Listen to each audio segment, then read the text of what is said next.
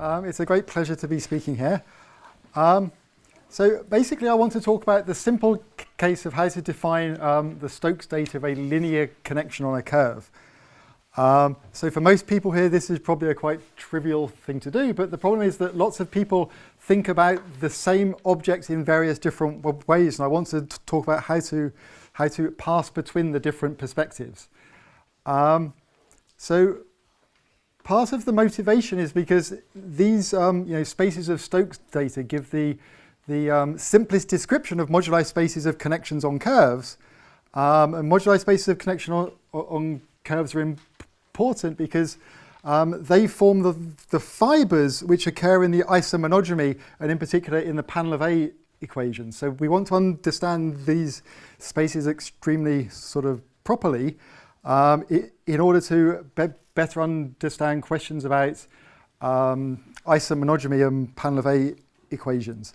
So in particular, all of the basic examples occur in the theory of panel of A equations. So the basic issue is that there was a paper of Stokes in 1857, which was the same year as the paper of Riemann, where he looked at the monogamy of the Gauss hypergeometric function. And that perspective evolved, and we now have the fundamental group, and we can talk about the space of representations of the fundamental group, and everyone knows what you mean. Whereas if we talk about the space of Stokes data, various different people have different perspectives, and most people don't know at all.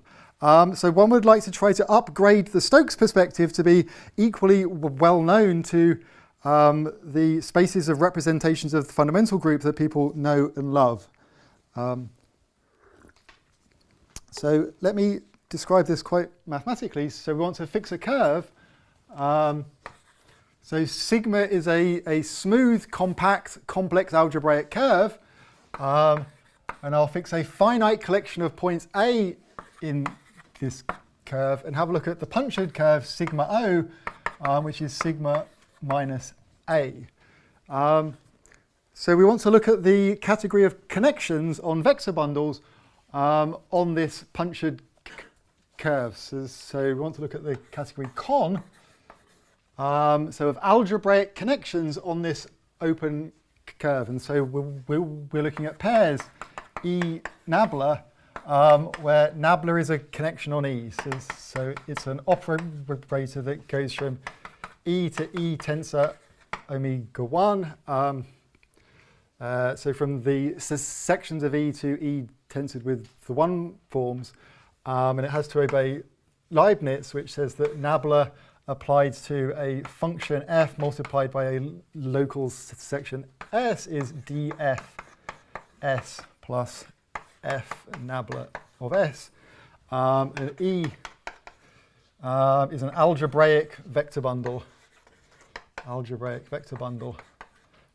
over our open curve. So we want to look at the category of all of those, and the magical fact is that this category has a purely topological description. In fact, it has various different descriptions, and I want to talk about 3 of them and compare them in this talk. So the first piece of topological data to take is the local system of solutions, and so we can define a functor to the category of local systems. So the locally constant sheaves of finite dimensional complex vector spaces, and if we choose a base point, this is equivalent to the category of representations of the fundamental group of the curve. So this is quite simple and purely topological. So if I have an open subset U, the sections of the local system on this open set U, and so I have a open set U there, I just look at the analytic solutions of this connection on this open set. So it's the kernel of the operator nabla applied to the analytic vector bundle on this set U. So Cauchy tells us that if I have a small enough disk, I have a finite dimensional complex vector space of dimension equal to the rank of the vector bundle E, And basically the definition of local system is the object that these open, these vector spaces V form. Okay, so there's an equivalence between the subcategory con RS, the tame or the regular singular connections. So this is a subcategory and this is an equivalence.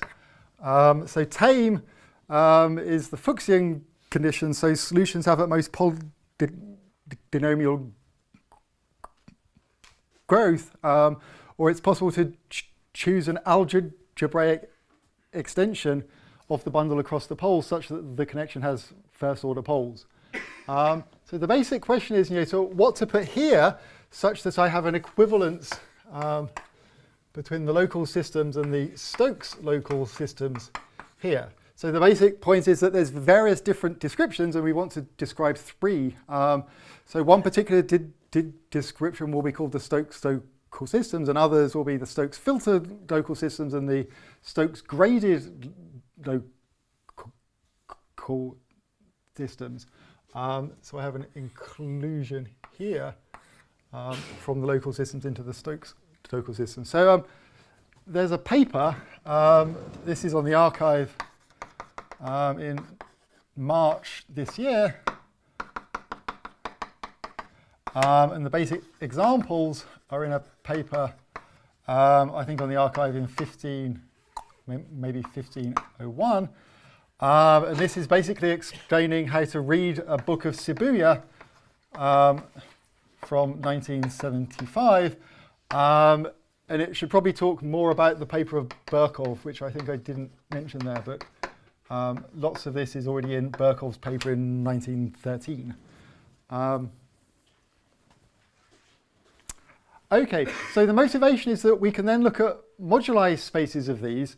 So the basic picture, if I fix the rank at the top, so if I look at the subgroupoid of local systems of rank n, I can look at the set of isomorphism classes there. So it's if I map to from the objects of this to the set of isomorphism classes, then this becomes the set of orbits of a reductive algebraic group on an affine variety. And so it ends up being Hom pi1 of the punctured curve sigma O with respect to a base point B into GLNC modulo GLNC. So this is GLNC, and so I have an affine variety, quotiented by a reductive group. And so this is the, so if I look at the stack quotient, you'll get the character stack. And if you look at the affine GIT quotient, you get the character variety. So this is often called the Betty space and denoted MB. B for Betty.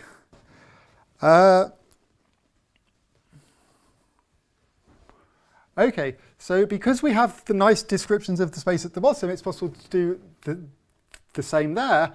The issue is that you need to fix more than just the rank in order to get nice spaces of finite dimensions. And so we look at the subgroupoid with fixed irregular class. So part of our aim is to define what we mean by the irregular class. So in particular, that will fix the rank. And then we'll look at the set of isomorphism classes of these. And it's possible to describe that again as the orbits of a reductive algebraic group on a affine variety. I'll write it as Hom S pi G modulo H. And I'd like to explain what is this. First of all, perhaps it's best to explain this one slightly differently. It's also isomorphic to the homomorphisms from the groupoid pi into G modulo G to the M. So here I've fixed pi to be the fundamental groupoid of our curve sigma O, and I want to choose a base point near each of the punches. Well, I've got this set A, which is like A1 up to AM. So I have a curve with some punches. for instance, just the one, A, and I'm choosing a base point B near to there. And so beta is a collection of base points B1 to Bm. And that's a good thing to do from the symplectic or the Poisson perspective. In particular, the action of G here basically corresponds to fixing a framing at the base point. And so the statement at the end of the day is that this is a quasi-Hamiltonian G to the M space, and the moment map is the map that takes the monodromy around these punches. So this is like mu for the base point B equals monodromy, the local monodromy. So that's a map from the space at the top here, mu to G to dm. So in particular, this perspective implies that this space MB has an algebraic Poisson structure. So I'll talk more about the background behind it. This picture is due to Alexeyev, Malkin, and Mine-Renken. So once we phrase it in this perspective, it's closer to this. And the same statement also holds in the wild picture at the bottom. And so this will be the wild character variety. And it depends on the choice of this triple sigma, the points, and the class theta. And it's natural to call that a wild Riemann surface. What is the definition of quasi-Hamiltonian? So it's the theory of group-valued moment maps. So you have a map which takes the values in the group, and then you can do symplectic quotients and fusion there. Maybe I'll give some examples in a moment. So in particular, it's the natural geometric structures which occur on spaces of framed representations of the fundamental groups. So the space at the top here, the space at the top here is a natural example of a quasi-Hamiltonian G to the M space, where M is the number of punches. Okay.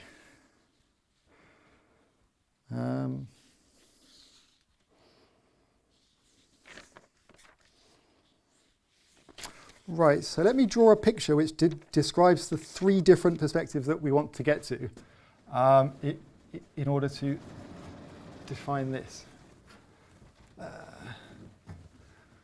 Okay, so I don't just want to list all of the definitions straight away, but let me do this in steps. So I have a curve with a marked point, and I want to look at the circle of directions. And so this is the circle which is the boundary of the real-oriented blow up at the point A. And so I take the tangent space to sigma at A, and I puncture it, and I quotient by R plus. So if I have a point on the curve, I get this circle. So let's suppose I look at part of the circle. So the first perspective is this perspective of these Stokes filtered local systems. So this goes back to Deline. I think it was conjectured by Deline and proved by Malgrange in the early 80s. So there the picture is that you choose, well, there's the class determines distinguished directions, and so there's preferred points here.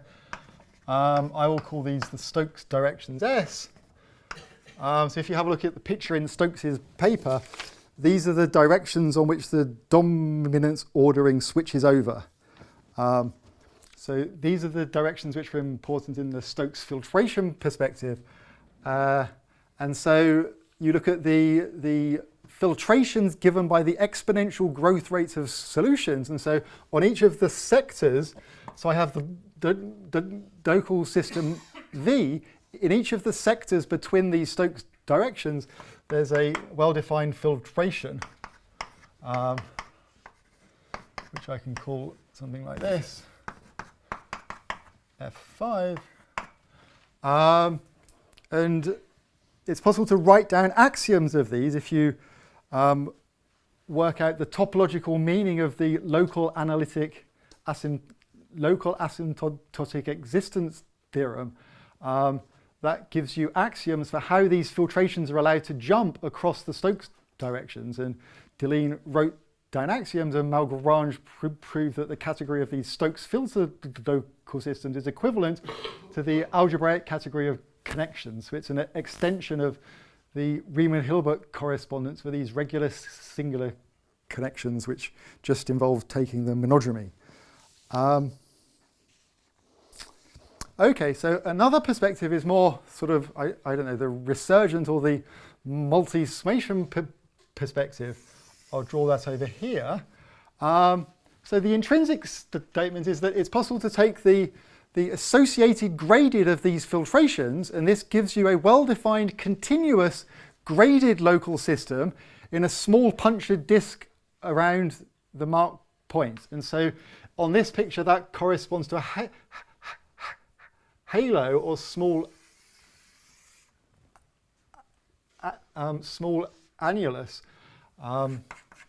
on which we naturally have a graded local system. So at the end of the day, the irregular class involves a particular cover, a finite cover. These are the exponents. Hopefully I'll define that properly in a minute. But the fact is we naturally get an I-graded local system, which is just the associated gradient of the Stokes filtration there. Now the Stokes perspective, which has evolved into this multi-summation perspective, says that there are different distinguished directions. So I'll draw these like this, and I'll call these A, the singular directions. So this in general is different to S. So in Stokes's picture, for airy, these are the directions which are marked A, B, C here. And one way to think about what Stokes did is that there's a natural way to glue this graded local system to the local system of solutions V that we had before. So it's as if on this halo, we actually have two naturally defined local systems, the associated gradient of the Stokes filtration and the restriction of V. And Stokes says that there's a preferred naturally defined way to glue this I-graded local system, which I'll call V0, to V, at least away from these singular directions. So what we do, we boldly add these extra punctures, the tangential punctures, and restrict V outside the halo. And then we know that there's a way to glue V to V0 across each of the components between these tangential punctures. So V0 glues to V. This is what Stokes says. And this gives you a local system on this curve with these extra punctures taken out. So this is what I call the Stokes local system.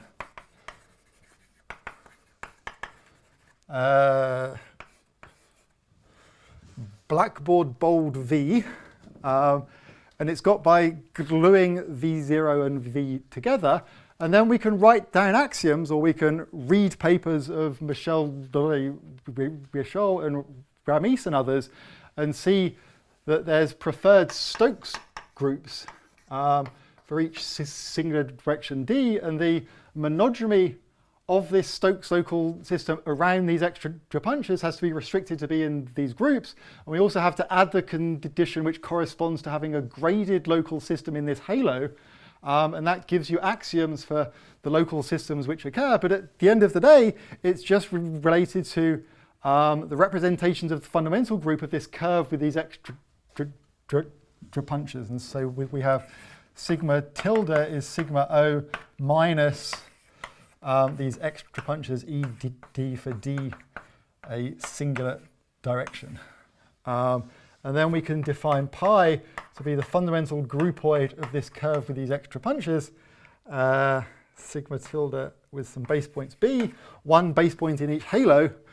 And so we get that the category of Stokes local systems embeds as the Stokes representations inside the space of all of the representations of this groupoid pi into G. And because we've chosen base points in the halo, the local system is naturally graded. And so the thing that acts isn't all of the group G at each of the base points. It's more this, the graded automorphisms of the fiber.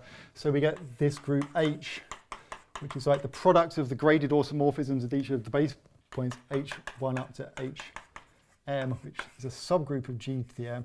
And that naturally acts, and the set of isomorphism classes of Stokes local systems is the quotient or the set of orbits of this group H on the space of Stokes representations here. So it's equally explicit to the tame definition that we had before. It's just that you need to add in these wild monodromies or Stokes or Stokes automorphisms around the boundary, around these tangential punches at the boundary. So that's just a way to phrase, what lots of people do in a nice intrinsic way. Now the problem is that about half of the world works in this perspective and half of the world works in that perspective, and they're kind of working in parallel. So what we would like to do is describe a picture in the middle, which kind of explains the bridge between the two perspectives. And this will be so here we've got the Stokes local systems, here we've got the Stokes filtered local systems. This is the Stokes graded local systems. Or if you prefer, the Stokes decompositions. Stokes decompositions. So these are very close to the Stokes local systems that we had before. So I'll draw that there's just an epsilon difference. It's just thinking about what happens there slightly differently. So we have the same special directions. We again use the singular directions that we had before. So I'll try to draw those in the same place. So these are again the singular directions A. And now we... Sorry, excuse me. So can you say a bit more, what is this singular direction A? So in Stokes' picture, it's the ones where there's a maximal difference. So it's if I'll have e to the q1 there and e to the q2 here, and you look at the points where e to the q1 minus q2 has maximal decay, the points of maximal decay, or the poms, or the apples, if you like. Right, so I should point out that this is explained very carefully in the paper, which took ages to write, and I'm just trying to present the picture to encourage people to look at the paper. It's much more carefully explained there. But the basic point is that these filtrations are canonically split, and we can describe it instead in terms of gradings. And so here we have like gamma 1, gamma 2, gamma 3, gamma 4, gamma 5. So these are just the gradings. So if I start on this perspective, I have a graded local system, and I have an actual way to glue that to the local system V. And so that in particular gives a grading on this sector of the local system V. And that's the map from here to here, just forgets the grading, where it's supposed to have this monodromy. Yes, everything here is completely intrinsically defined. At the start of the paper, I sort of give a list of all of the things which are canonically attached to a connection. And then these three different perspectives result from axiomatizing the various pieces of the data. And so that's the reason we get these different perspectives. Explain the axiomatics, at least on the right-hand side, because I'll try to get to it, yeah. what are conditions here? So let me so the map from here to here is easy. I don't know exact definition of what are conditions on this identification between graded and ungraded. So I have an isomorphism of local systems between V0 and V at each of the points between any consecutive pair of singular directions. And then you have to put in the conditions that correspond to the fact that the monodromy around here has to be in the Stokes group. Actually, it's best to choose the base point there, and then there's a well-defined Stokes group. So it's if I have a projection of some roots, which give the Stokes arrows, and then the Stokes group is the group whose Lie algebra is generated by these Stokes arrows, and these are, the arrows which map to these points of maximal decay. The Stokes groups are carefully explained in this paper of Michel Laudet-Richoul from 1995, but it's also in the paper of Martinet and Remis about the wild fundamental group. And it extends what lots of people do explicitly in the world of Painlevé equations as well. So to relate the two pictures here, I just need to explain how to take the wild monodromy of a pair of consecutive gradings, and then the main work is how to pass between the Stokes filtrations and the Stokes gradings. So let me just define the wild monodromy first.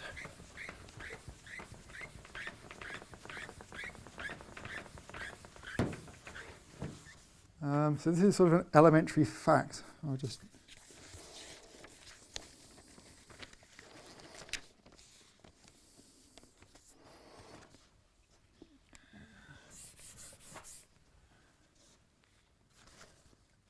okay, so perhaps I'll just state the theorem at the end of the day is that once you have these axioms, then there's a unique Stokes graded local system for each Stokes filtered local system. So for each so it's Stokes filtered local system of class, so let me call this V with the filtrations F of class theta. So there exists a unique Stokes grading on this local system which splits the filtrations at each point where both are defined. There exists a unique Stokes graded local system, so with the same V and these gradings, so of class theta, such that gamma of D splits FD for all D which is not Stokes or singular.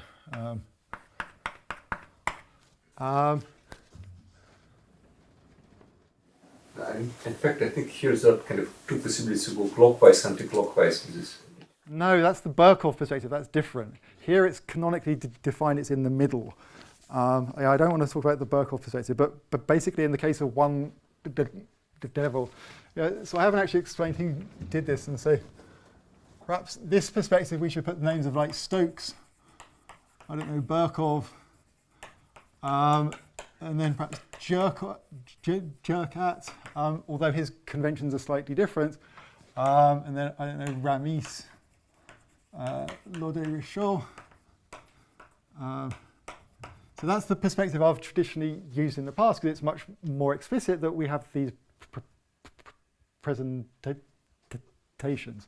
Of course, the way it's defined, it's defined by taking the multi-summation of a formal isomorphism between the local system and the graded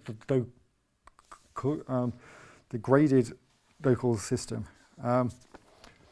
Okay, so that's the statement one can prove at the end of the day. It's not very clear what it means at the moment, because I haven't defined everything. What I do want to define so is the wild monodromy of a pair of compatible gradings. So this is in order to define the map that passes from Stokes graded local systems to Stokes local systems gradings. So this is a very elementary fact, but it's key to see sort of how the wild monodromy or the Stokes automorphism appears. So we have a set I, and we have V as a complex vector space. I have a pair of I gradings. So gamma 1 and gamma 2 are I gradings of V. So for instance, I would have V is the sum of subspaces gamma 1 of I, where it's indexed by I. So in particular, it's possible to have subspaces of dimension 0, and so I could be much bigger than the dimension of V, and I would also have that for subspaces gamma 2 of I as well. So if I have an order, a total order on I, then I can talk about the associated filtration. So associated filtration using that particular order. So I get sort of F1 is the filtration associated to the grading gamma 1 with this particular order. So for instance, you would have like F1 of I is equal to the sum of smaller indices j of these pieces gamma 1 of j. Then you would get F2 as well. Associated filtration is graded, no? Yes, but I'm saying that given an order, I can define this. This is a simple fact. So we then say that gamma 1 and gamma 2 are compatible if there exists an order such that F1 is equal to F2. So it's possible to have gradings which are distinct such that for a particular order their filtrations are the same. So in our picture, all of the consecutive gradings are compatible. And then it's possible to define these preferred automorphisms that take one grading into the other, which just depend on the gradings. So you might typically have a pair of bases, and you could take the gradings that come from those. And there's in general lots of automorphisms that take one grading into the other. The point is if they're compatible that there's a preferred one, which in particular is unipotent, but all of the automorphisms, that's not enough to determine it. And so what we do, we take this graded vector space V gamma of 1, and that's isomorphic as a graded vector space to the associated graded of the first filtration F1, because this is the filtration determined by that for a particular order. And by definition, that's supposed to be equal to the graded of V of F2, and that's isomorphic to V of gamma of 2. So we end up with this Stokes automorphism, or wild monodromy, which is a graded automorphism from V gamma 1 to V gamma 2. So G gamma 1, gamma 2. So this in particular is in GL of V. So there's a preferred automorphism of the vector space that takes one grading into the other. So that's the basic trick to pass from that picture in the middle to the picture on the right. And that's how to define the graded local system around the boundary if you just are given the Stokes gradings on the sectors. Okay, so it's then possible to prove that these two perspectives are equivalent. Okay.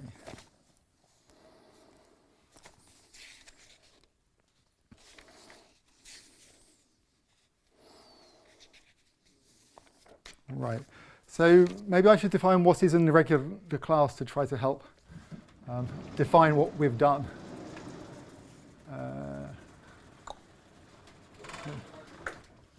Sorry? In the theorem with uniqueness, is there a condition on SGLS, or is it any grading? So I'll have some axioms, and there'll be a unique one that obeys those axioms. Okay, there's axioms for the SGLS. Right, so it's the axioms that it has to be graded around the boundary, it has to be in these Stokes groups.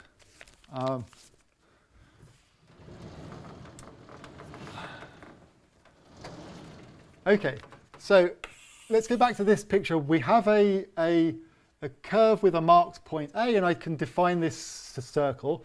So the basic fact is that there exists a canonically defined, I can't spell, canonical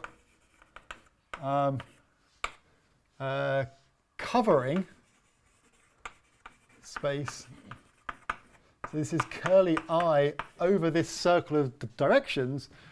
This is the exponential local system, or the local system of exponents of irregular connections.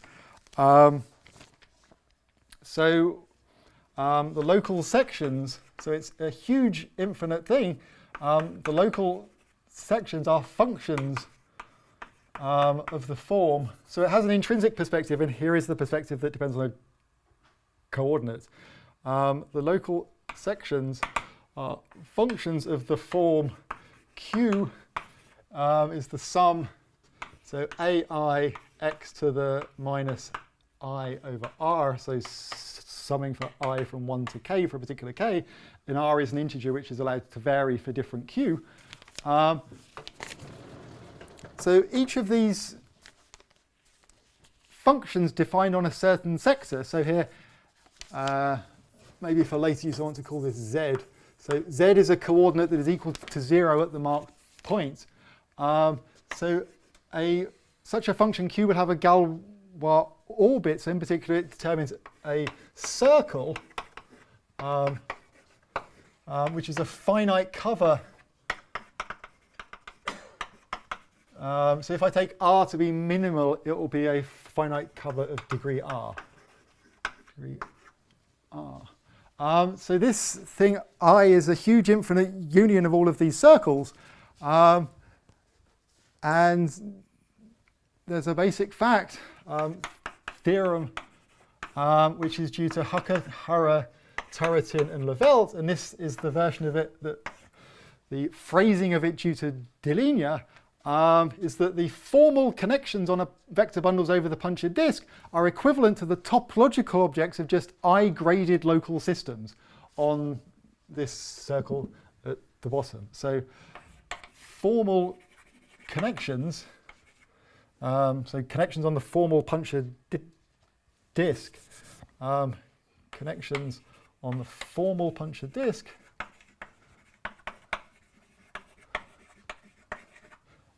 this is equivalent to the category of I-graded local systems. Local systems of vector spaces. So this is a rephrasing of this classical result, but it helps to explain what's happening in the picture on the right, that any connection has a natural formalization, and in particular we automatically get this graded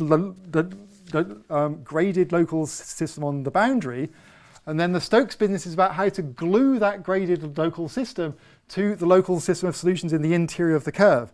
And so the true picture of what's happening is something like this, where you go close enough to the boundary, the boundary does break up into these graded pieces, and Stokes explains to us how to glue that back into the local system of solutions in the interior of the curve. We're breaking the structure group from some group G, for instance GL2, to, for instance, a maximal torus or a block diagonal subgroup on the boundary.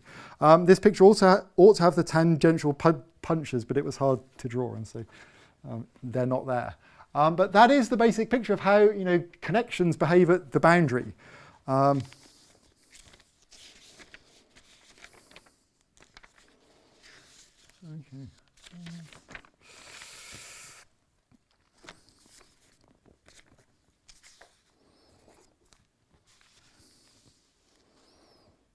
Okay, so let me talk slightly more about this quasi-Hamiltonian perspective. It's basically a way to think about the explicit presentations of the spaces which occur.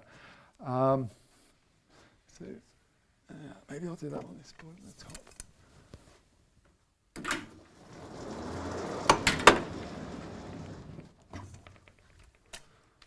So this theorem does not extend to the exponential local system? Which theorem? We define exponential local system. What is it?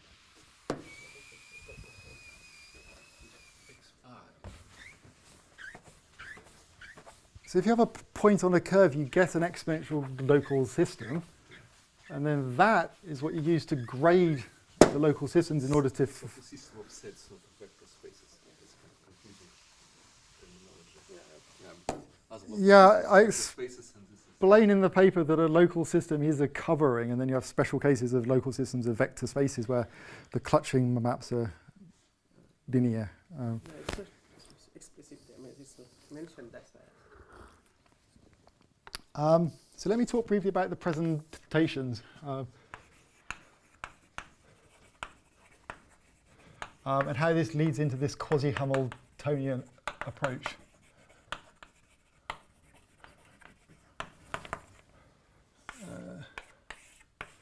So basically everyone knows what is the fundamental group of a punctured curve.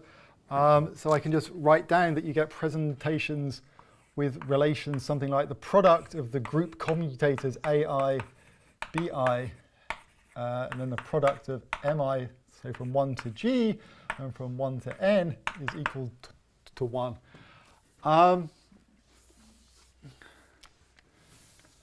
So if you look in Poincaré's paper, he does something slightly different where he chooses a base point near to each of the punctures like we did there.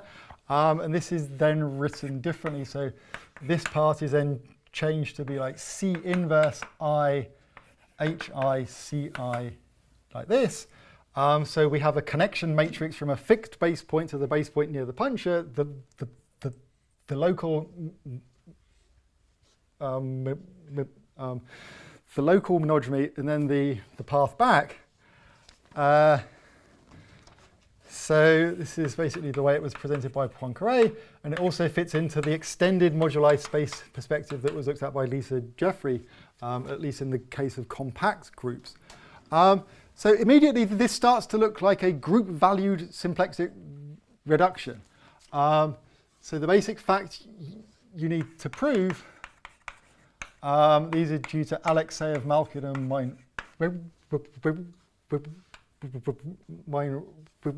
Mine-Renken, is that it's possible to define a space. So the internally fused double is G cross G, and this has a moment map given by the group commutator. So mu is a map from D to G cross G to G, and so AB maps to AB, A inverse, B inverse, which I denoted the brackets AB above. So they have this, and they prove that this is a quasi-Hamiltonian G space. So I don't want to list all of the axioms, but the basic idea is that the group G acts on this space D by diagonal conjugation, and it has the analog of a symplexic form such that it's possible to take the product of these such that the moment map for the product, the fusion product, is the product of the moment maps that you had before, and it's possible to do a multiplicative symplexic reduction. Mu inverse of 1 modulo G will be symplexic, or if you just do the straight quotient modulo G, this will be Poisson. And then there's the double D, which is the double. So this is again G cross G, and this has the moment map mu CH is like in this part here. So H inverse is the monogamy around the boundary, and then the other one will be C inverse HC. So the space we get here is the fusion of G copies of the double like that, and then the M copies of this, and then you want to look at the multiplicative symplexic quotient at the value 1 of the moment maps. So that's isomorphic to your character variety at the end of the day. So this still has an action of G to the M, so which fixes the H's, and if I quotient by that's also, I will get the ones which we had at the start. So the basic idea is that then Birkhoff extended this, Birkhoff 1913. So basically you want to put the Stokes data in here. So you want to have a space, so C inverse HC goes to C inverse H product of Stokes data multiplied by C.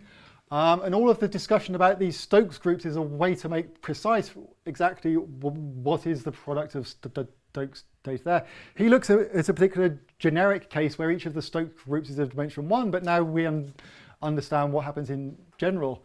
So what you want to prove, theorem, this was on the archive in 2002, I guess this is by me, is that I can define a space A to be G cross H cross the product of the Stokes groups, Sto D. This is a quasi-Hamiltonian G cross H space. So it's a generalization of the space which is here, except we have this reduction of structure group to the block diagonal group H in G, and we have these Stokes groups as well. So this is a quasi-Hamiltonian G cross H space with moment map.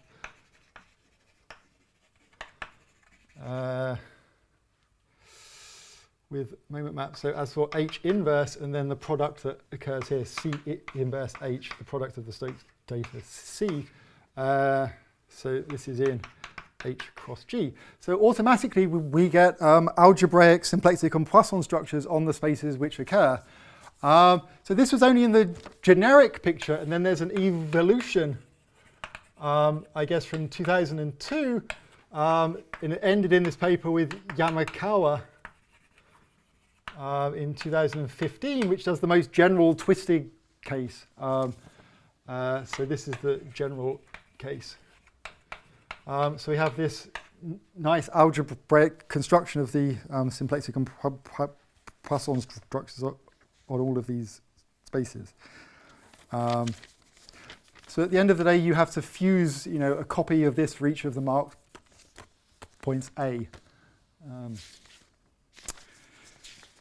Okay, so I haven't really talked about the motivation that much. Perhaps I'll go back and try to do that now.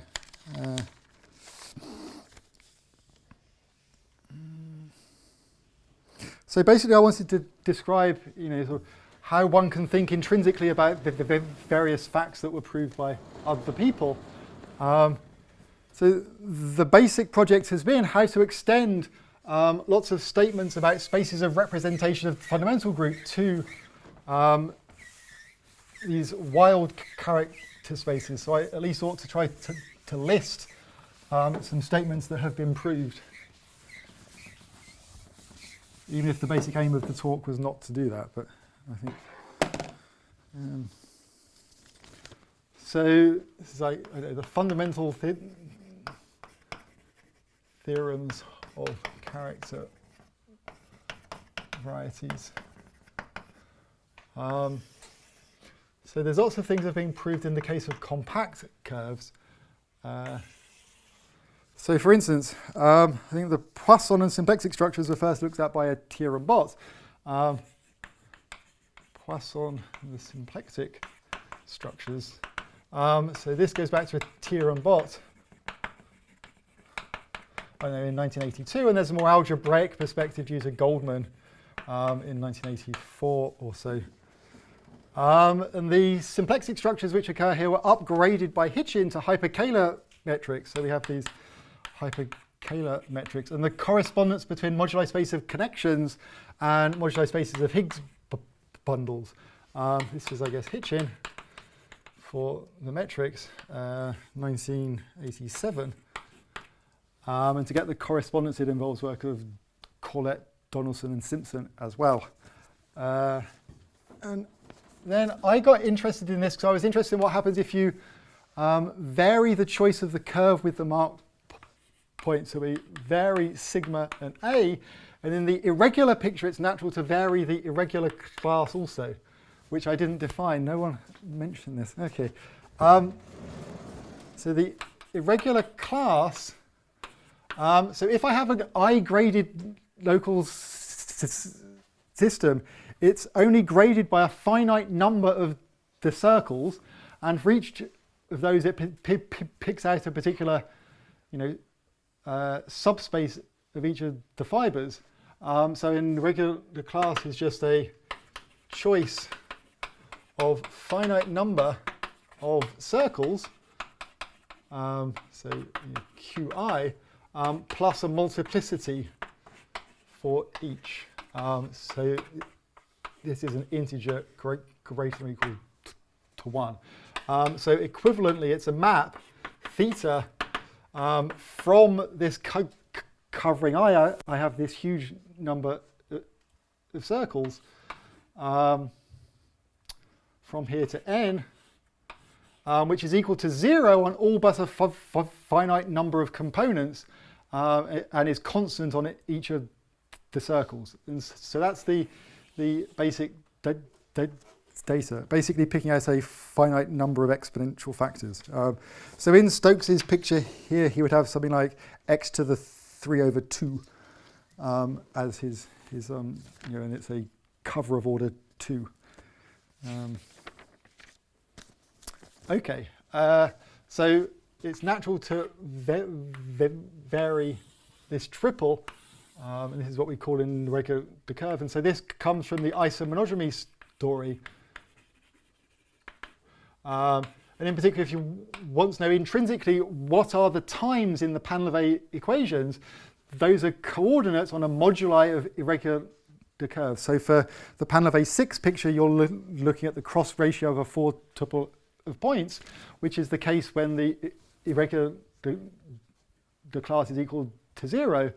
But in the general picture for Panlevet 1 to 5, your time is a coordinate on perhaps the covering of the moduli space of irregular curves which occur. So lots of people still, just restrict to looking at curves with marked points, but it's equally natural to look at these moduli of triples, in particular if you want to understand the Panlevet equations. And the irregular isomonogamy story is basically the same as what people call wall crossing.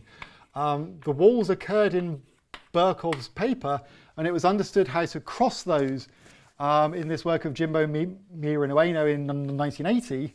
And then there was a story about the counting of BPS states and the TT star equations, and Chikotian, Vaffer, and Dubrovin embedded that story in the isomonogamy story. So basically I got to this picture by just wanting to understand how the braiding works in general, and not the particular cases having poles of order 2, which occurred in the TT star and the Frobenius story that Dubrovin had looked at.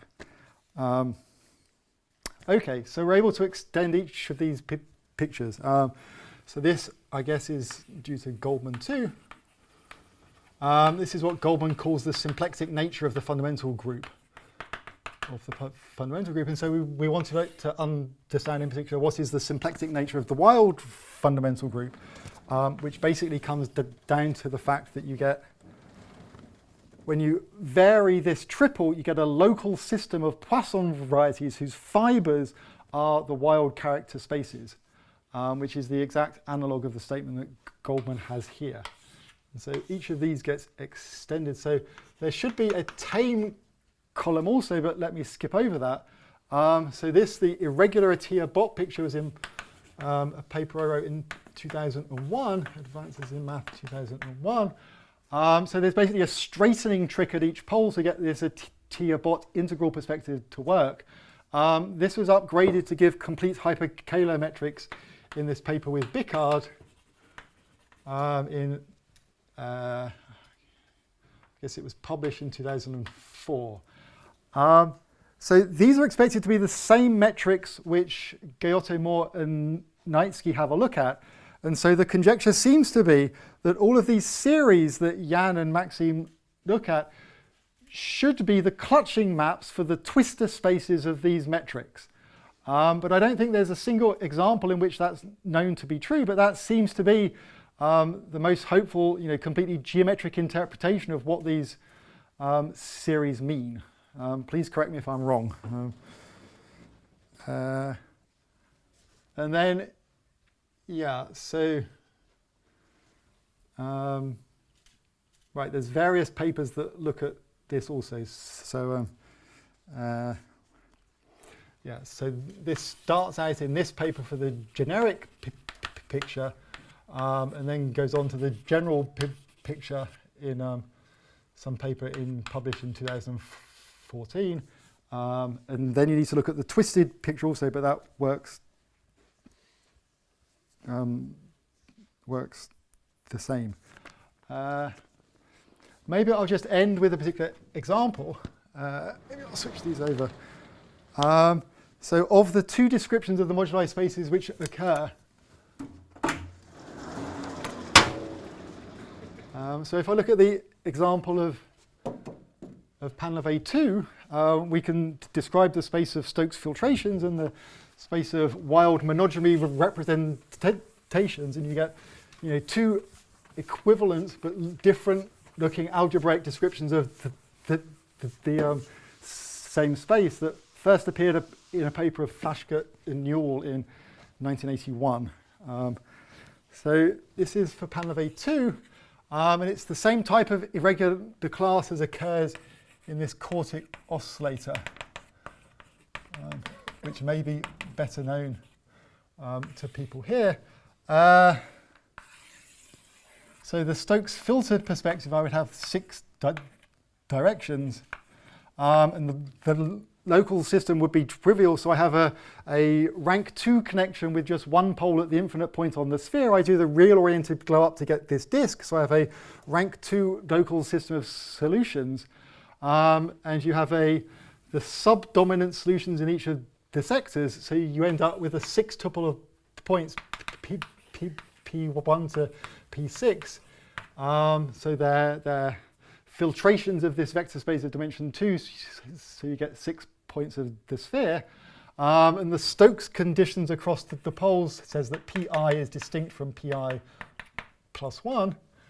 So this modular space was looked at by Shibuya in his book in 1975, and I went over it in this archive paper in 1501, and so perhaps that's a better place to have a look than here. So you get, so the symplectic spaces are got by fixing the formal monogamy around the boundary, and that corresponds to fixing the multi-ratio of these points. So we fix Q, which is the multi-ratio of these 6 points, P1 to P6, and that corresponds to fixing the formal monogamy.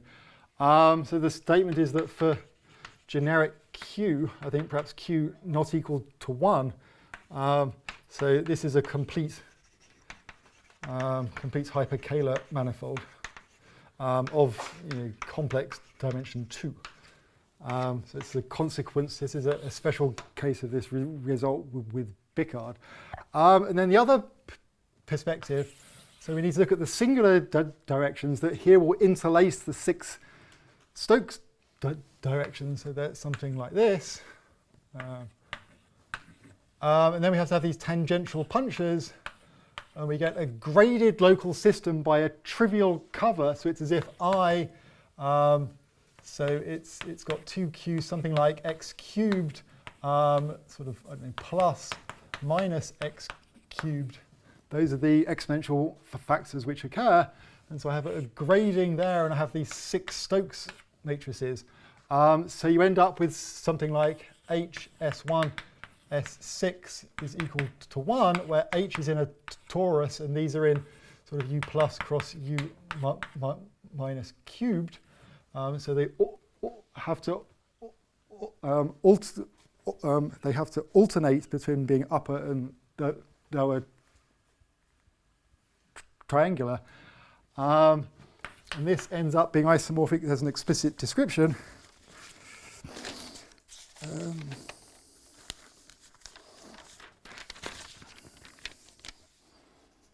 So we get this space B, the reduced fission space. So it's just, so I can fix the H and the S1 and S2 as the function of the others. And so I just end up with these 4 basically independent entries, which I'll call A, B, C, D, the off-diagonal matrix entries which occur there. And the fact you want H to be invertible means that the degree for Euler continuance is not equal to 0. And so that's mu is ABCD plus AB plus AD plus CD is not equal to 0. So this is a quasi-Hamiltonian T space. And then the space we're interested in is the multiplicative symplectic reduction by this action of the torus. acting by conjugations, which is if A will be scaled up and B is scaled down, and so this space MQ Shibuya is isomorphic to B simplex equation tip by the torus. I can reduce to C star. And you can compute explicitly what it is, and you get this surface written down by Flaschke and Newell. So this is Flaschke and Newell. They actually had a different lax pair for panel of A2, but it's known to be equivalent. It's xyz plus x plus y plus z is equal to a constant. Let me call that d. No, let me call it b minus b inverse, and then I know that b is minus q squared to match up between this picture of the continuance to the picture of the multi-ratio over here. So it has this completely explicit description. So this then fits into a story of multiplicative quivers. So this basically ends up being the invertible representations of the affine A1 quiver on C2. So there's a large story of Nakajima quiver spaces, and the Nakajima spaces occur as the additive moduli spaces of connections which occur here. Here we're looking at the Stokes picture, the multiplicative version, but basically the maps A, B, C, D can be viewed as maps in both directions along each edge. So it's natural to think of this as the multiplicative version of the Iguchi-Hansen space, which was the first known non-flat complete hyperkähler metric, which is in one complex structure, it's the cotangent bundle of P1, if you like, the affine A1 quiver space. So there's lots of other aspects of this I've not talked about. Maybe I should mention at the end that we now have these three different perspectives in which one can think about the Stokes data. In particular, it's possible to think about it as Stokes gradings. And when you look at the non-linear picture, you want to define what is a Stokes grading there. Well, you take the protorus, whose character lattice is the fibers of ice, so you get this local system of protori, and you want to have an action of that. So you would expect to get, tori at the boundary of your spaces. And if you look at the asymptotics of panel of A equations, I mean, there's papers that have tori at the boundary, and so that should be the Stokes gradings which occur. So in particular, there's a paper of Kitaev which has an explicit description of the Stokes tori for panel of A1. Maybe I should stop there. Thank you.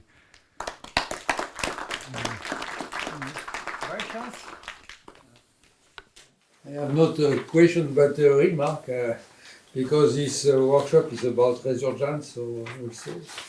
Where is the resurgence in the picture? If you look at the model on the right, you have this Stokes multiplier SD. You take the logarithm of one of this multiplier, and then you vibrate by the exponential torus, the conjugate action of the exponential torus, that is the rescaling of exponential. And then you perform the Fourier analysis, and the alien derivation are the coefficient of this Fourier analysis. Right, the alien derivations are the matrix entries of the Lie algebra, or the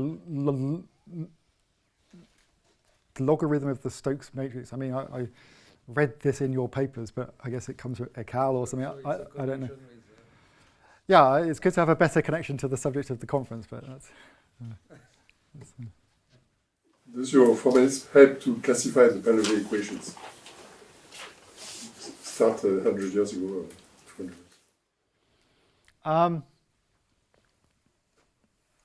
I don't know. So it's not really clear precisely what is known. I mean, we sort of think there would not be any others, but has that actually been proved? Yeah, I don't know. I wouldn't like to say. So Pierre Hermes would say that it's not a well-defined question, and it's maybe not the right question. Well, are there any other complete hyperkähler spaces of dimension 2, of complex dimension 2? It would be we had this business, I had a student and we looked at, there's certain character varieties for G2 which have a moduli space of complex dimension 2, and we worked hard and proved that you get the Frick-Klein-Vought surfaces for, it's isomorphic to the case of Palinov-6. And so, there's an interesting lax pair for the symmetric Palinov-6 equations, which has structure group G2. But there's lots of others, and one would like each of those. I mean, maybe it's known how to do it for GLN, but even I'm not completely clear there's a complete proof of that. But once you start to look at other groups also, there's lots of groups out there, and I've looked at certain examples, but you would like to have a proof, sort of what the Palinov equation is there and that it's equivalent to the one which is here. I think one would like to have a cleverer perspective. There's lots of problems. Let's speaker again.